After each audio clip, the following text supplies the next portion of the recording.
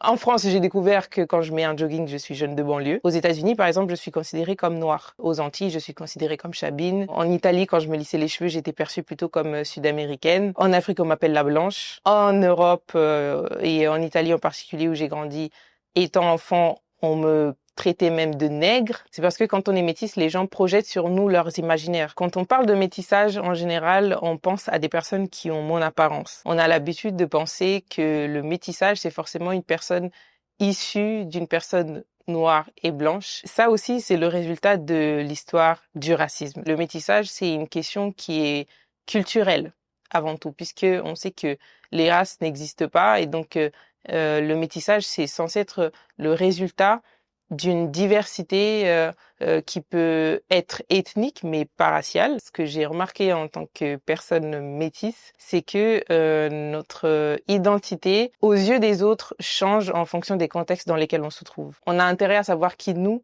sommes parce que ce n'est pas dans le regard des autres qu'on va trouver son identité, étant donné qu'en fonction de leur perception qui découle de leur représentation, leurs éducations, etc. Et ils vont projeter sur nous une identité qui n'est pas forcément la nôtre.